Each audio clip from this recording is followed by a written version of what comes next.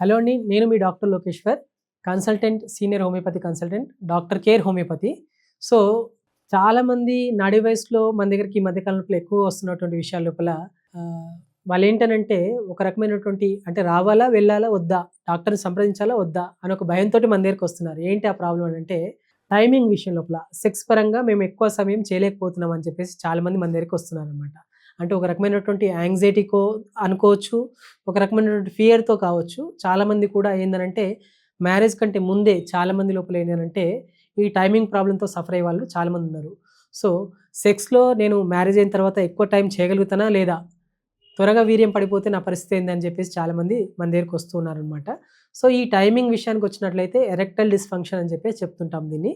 దాని లోపల ఈ టైమింగ్ త్వరగా వితిన్ సెకండ్స్ లోపలనే వీర్యం పడిపోవడం, అంగస్తంభన సరిగ్గా కాకపోవడం అండ్ పెనిట్రేట్ చేస్తున్నప్పుడు ఇమ్మీడియేట్‌లీ త్వరగా వీర్యం పడిపోతుందని చెప్పేసి చాలామంది చెప్తున్నారనమాట.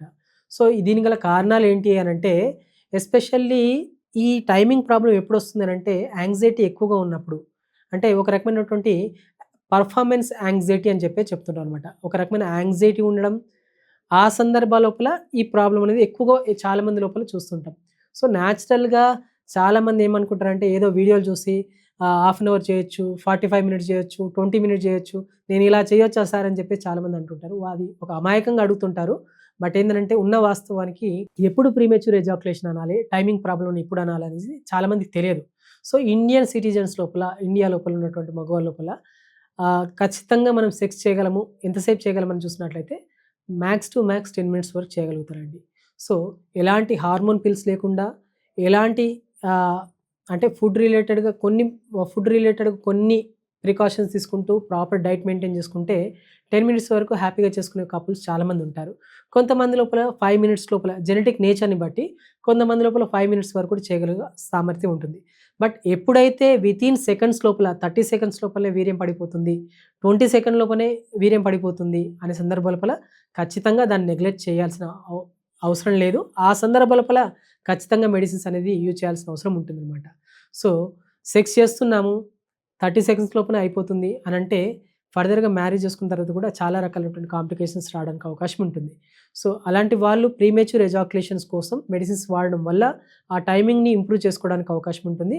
అండర్‌లైన్ కాజెస్ చాలా ఉంటాయి. సో, త్వరగా వీర్యం పడిపోతుంది, త్వరగా సెక్స్ చేస్తుంటే నాకు సాటిస్ఫాక్షన్ లేదనంటే ఒక కారణం కాదు. చాలా రకాల కారణాలతోటి ఈ వీక్‌నెస్ అనేది ఉంటుందనమాట.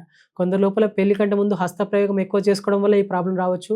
కొందరి లోపల జెనెటికల్‌గా బై బర్త్ ఎట్రోపిక్ టెస్టికల్స్ ఏవైతే ఉంటాయో, ఆ టెస్టికల్స్ అనేది ప్రాపర్‌గా డెవలప్‌మెంట్ లేకపోవడం వల్ల కూడా ఈ ప్రాబ్లమ్ రావడానికి అవకాశం ఉంటుంది. క్రోమోజోమల్ అబ్నార్మాలిటీ వల్ల కూడా ఈ ప్రాబ్లమ్ రావడానికి అవకాశం ఉంటుంది. కొందరికి సెక్స్ అంటే భయం. చిన్నతనం లోపల ఏదో తెలిసి తెలియని వయసు లోపల ఏదో కారణం వల్ల కూడా సెక్స్ అంటే భయం ఏర్పడి, ఆ భయం వల్ల కూడా ఈ ప్రాబ్లమ్ రావడానికి అవకాశం ఉంటుంది. సో, అందరి లోపల సేమ్ ప్రాబ్లమ్ వల్ల ఈ ప్రాబ్లమ్ రాదనమాట. సో, అండర్‌లైన్ కాజ్ ఏంటి? కొందరిలో హార్మోన్ రిలేటెడ్‌గా టెస్టోస్టెరాన్ లెవెల్స్ కావచ్చు, థైరాయిడ్ హార్మోనే కావచ్చు, వాటి వల్ల కూడా త్వరగా వీర్యం పడిపోవడం అనేది చూస్తుంటాం. కొందరిలో డయాబెటిస్ వల్ల త్వరగా వీర్యం, కొందరి లోపల హైపర్‌టెన్షన్, కొందరిలో ఒబేసిటీ వల్ల పొట్ట ఎక్కువగా ఉండడం వల్ల కూడా త్వరగా వీర్యం పడిపోవడానికి అవకాశం ఉంటుంది. సో, కారణం ఏంటి? దేనివల్ల ఈ ప్రాబ్లమ్ వచ్చిందని గుర్తించి మనం మెడిసిన్స్ అనేది అందించినట్లయితే ఈ సెక్షువల్‌గా హ్యాపీనెస్ అనేది ఉండడానికి అవకాశం ఉంటుంది. ఒకవేళ మీరు కూడా ఈ ప్రాబ్లమ్‌తో సఫర్ అవుతున్నట్లయితే స్క్రీన్ మీద స్క్రోల్ అవుతున్న నంబర్‌కి కాల్ చేసి మీ దగ్గర ఉన్నటువంటి డాక్టర్ కేర్ హోమియోపతిని సంప్రదించండి. ఖచ్చితంగా ఈ సెక్షువల్ వీక్‌నెస్‌ని పూర్తిగా అధిగమించడానికి లైఫ్ లాంగ్ హ్యాపీగా ఉండేలాగా ట్రీట్మెంట్ అందించడం జరుగుతుంది. నేచురల్‌గా చాలా మంది లోపల తెలియని విషయం ఏందనంటే కొంచెం ఫుడ్ లోపల చేంజెస్ చేసుకున్నా కానీ సెక్స్‌లో హ్యాపీనెస్ వస్తుందని చాలా మందికి తెలియదు. సో, వాళ్ళు అడుగుతుంటారు చాలామంది ఏ ఫుడ్ తీసుకోవాలి సార్ అని.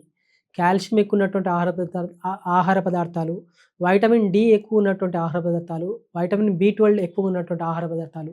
అంటే సాధారణంగా చూసినట్లయితే పళ్ళ లోపల ఎక్కువగా దానిమ్మ తీసుకున్నా గానీ, క్యారెట్లు ఎక్కువ తీసుకున్నా గానీ, బీట్రూట్ ఎక్కువ తీసుకున్నా గానీ, గుమ్మడి గింజలు ఎక్కువ తీసుకున్నా గానీ, అరటిపండు ఎక్కువ తీసుకున్నా కానీ, మొలకెత్తిన విత్తనాలు ఎక్కువ తీసుకున్నా కానీ, దానివల్ల కూడా మనకు కావాల్సినంత జింక్ వస్తుంది. మన శరీరంలో ఉన్నటువంటి వైటమిన్ డెఫిషియన్సీ ఏదైనా ఉన్నట్లయితే దానివల్ల కూడా టైమింగ్ ప్రాబ్లమ్ వస్తుందనమాట. సో, ఈ ఆహార పదార్థాలు మనం చెప్పుకున్నటువంటి ఆహార పదార్థాల్లో మార్పులు చేసుకున్నట్లయితే ప్రీమెచ్యూర్ ఎజాక్యులేషన్ సమస్యను అధిగమించడానికి అవకాశం ఉంటుంది. సో, ఇవన్నీ చేసినప్పటికి కూడా మీకు ప్రాబ్లమ్ అనేది రికరెంట్‌గా మళ్ళీ మళ్ళీ వస్తుంది. మేమింకా కూడా మాకు కాన్ఫిడెన్స్ రావట్లేదు. మేము సెక్స్ చేయాలని కాన్ఫిడెన్స్ రావట్లేదు అని అనుకున్నట్లయితే ఖచ్చితంగా మీ దగ్గర ఉన్నటువంటి డాక్టర్ కేర్ హోమియోపతిని సంప్రదించండి. మీ ప్రాబ్లమ్ సాల్వ్ అయ్యేలాగా ట్రీట్మెంట్ అందిస్తారు.